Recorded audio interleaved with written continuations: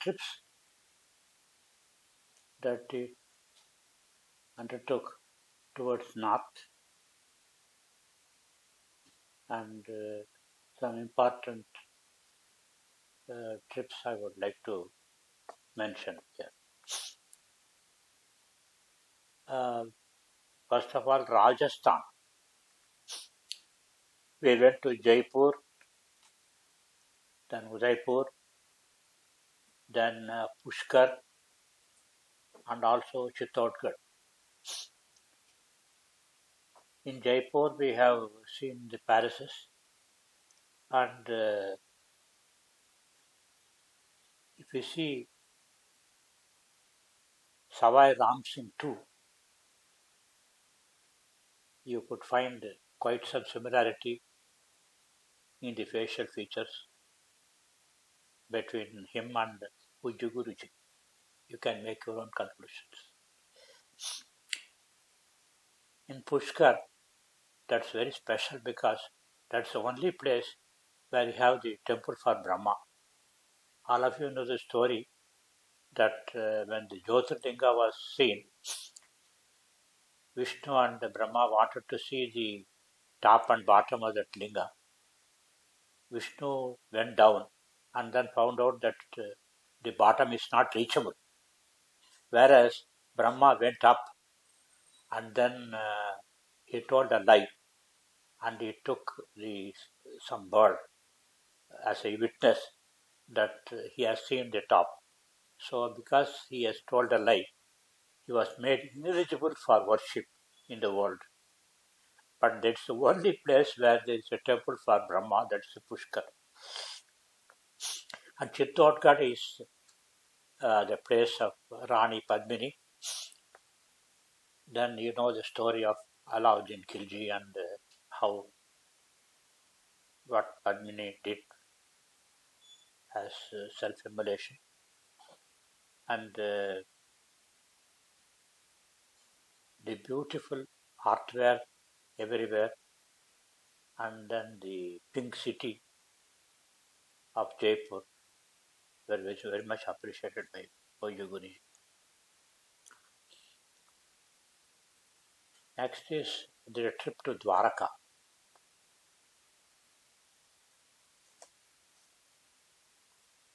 We have gone to Dwaraka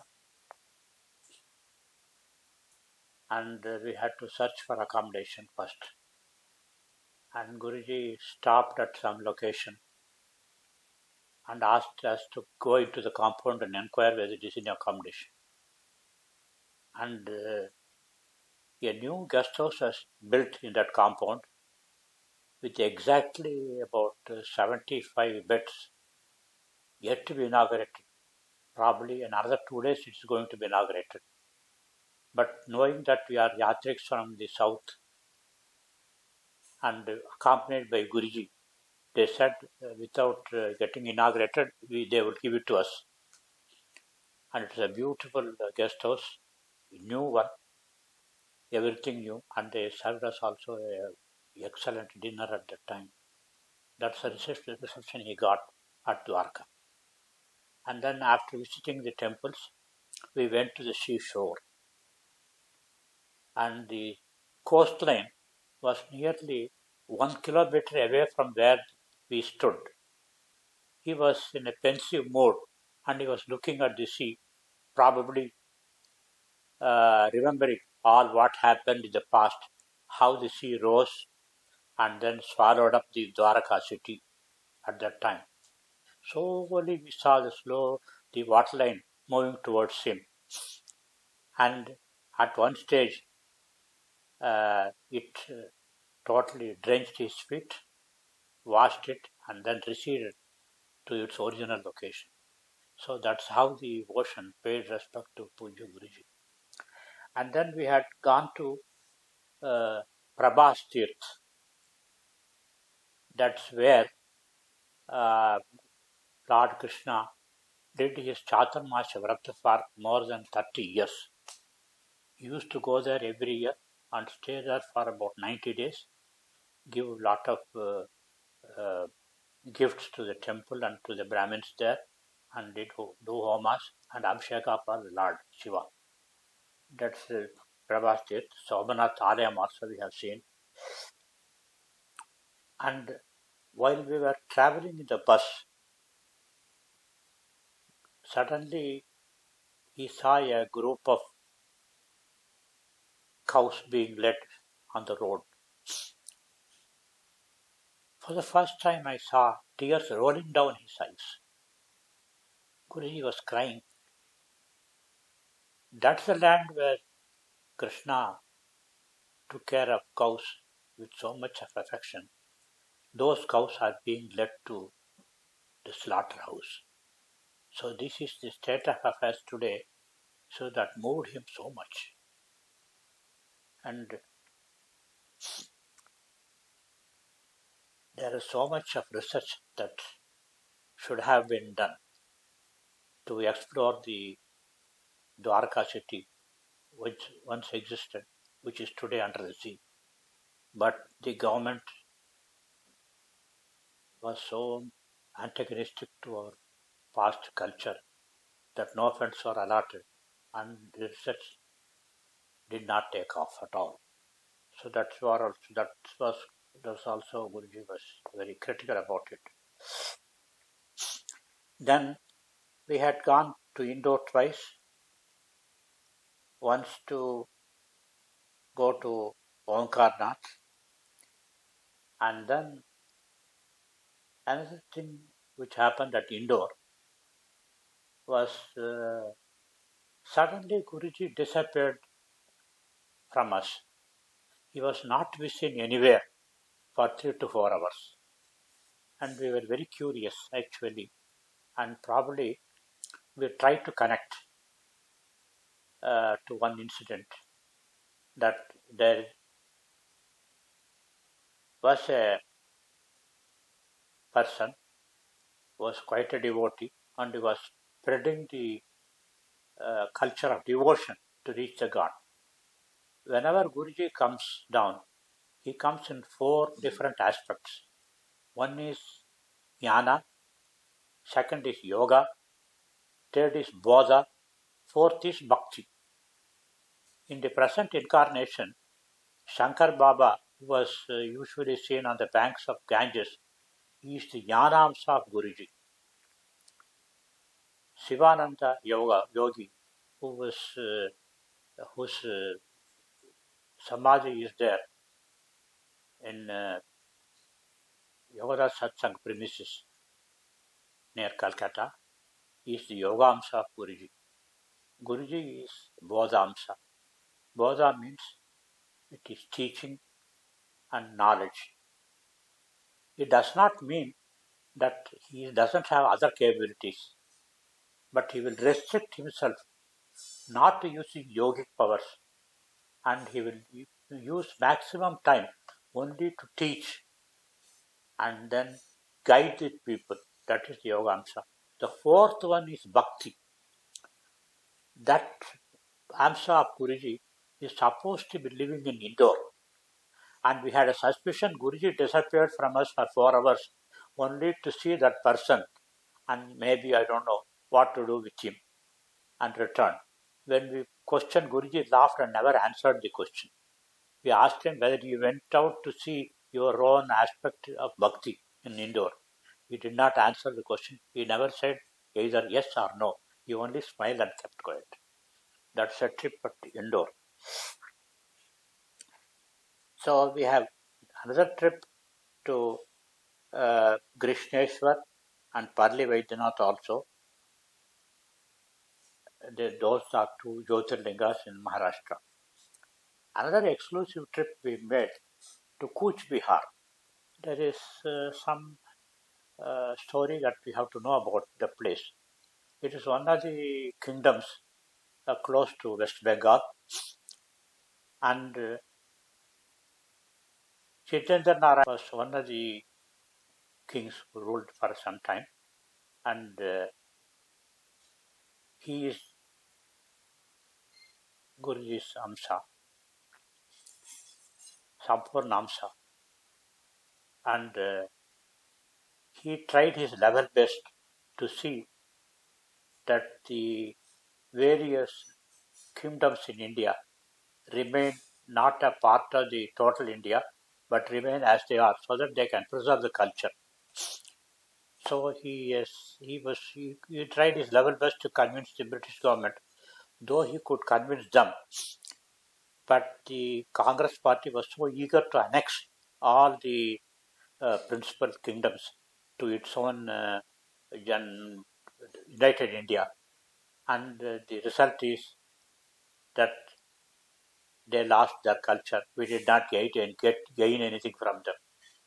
Earlier, those kingdoms maintained their Hindu Sanatana Dharma very scrupulously, and probably they should have inspired the rest of the India, but it did not happen. And the Maharaja was heartbroken, and then there is no failure for him. But only thing is, it is destiny of the country to go this way, and he passed away in a very premature manner, very young actually. And at this point, I should also say, Rani Gayatri Devi was his daughter at that time. We visited also Kolhapur twice. Kolhapur is a kshetra for Mahalakshmi, and very interestingly, two things you could watch. There are no beggars at all anywhere in Kolhapur. So when Mahalakshmi is there, there is no question of begging anybody. That's one thing that you can very well watch. Usually, whenever there is a kshetra, there are a lot of beggars, but no beggar you could watch anywhere on the streets, anywhere near the temple or in the town. Second thing is, this Mahalakshmi at Kolhapur is Parashakti herself, because you could find Shivalinga on her head. It's the same kind of configuration that you could find in Bibli also. The idol of Mahalakshmi is placed on the pranatam, that means the lower portion of Shivalinga there. If you see it, usually the idols are placed on a rectangular platform. Here it is not a rectangular platform, but it is a pranatam, the bottom portion of the Shivalinga. So those two are very special things about Kolhapur. In our tradition, the approach to the divinity is said to be through 6 channels. They are Vaishnava, Shaiva, Shakta, Ganapatya, Saura, and Subramanya. These are the approaches to reach the ultimate divinity. Each one is self-sufficient. In our parts, Shaiva and Vaishnava are very popular. In the Bengal region, Shakta is very popular, Assam and Bengal. Where is Ganapatya popular? Is a question. Ganapatya means Ganapati, that is Mahaganapati, is taken as the ultimate destination. You worship Ganapati to get your redemption. It is very popular in Maharashtra. The headquarters of Ganapatya is near a place close to Chinchwada. It is on the Pune-Bombay highway, around 25 kilometers from Pune.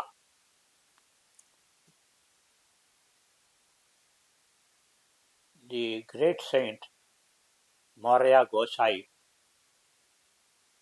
was the one who popularized the Ganapatya amongst the Maharashtrians, and Ganapati temples are established everywhere. And Ganapati worship even today is very popular in Maharashtra. There the the parampara, all the Pitadipatis or Matadipatis of that cult,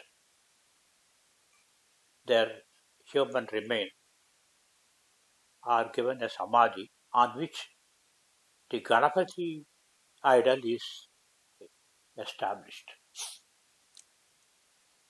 In the Saivite cult, the samadhi carries the Shivalinga. Similarly, there, the idol of Ganapati is kept there. That's very special. We have made a trip to that location from Pune, and as we entered, Guruji sat in meditation before the samadhi of Maurya Gosai, who was the originator of the cult. And Guruji narrated the conversation between him and Gosai. Gosai came up from his samadhi and told Guruji, you are a jnani, you are a yogi, you are so powerful. Why don't you do something to the society? See the society, how fast they are running after money, after material comforts. People come here not to give anything, but to take boons from me. So, why don't you change the speed of the fast deteriorating society? Why don't you do something? That's what it seems he said to Guruji. So, the conversation was going on, but there was some noise in the temple. So, he got disturbed. So, further conversation did not take place. The essence is Maurya Gosai is still alive in his samadhi to talk to Guruji. And this kind of speed in the material life and chasing the physical comforts is highly discouraged by that saint. It is against our own basic culture and dharma. That's what you should understand.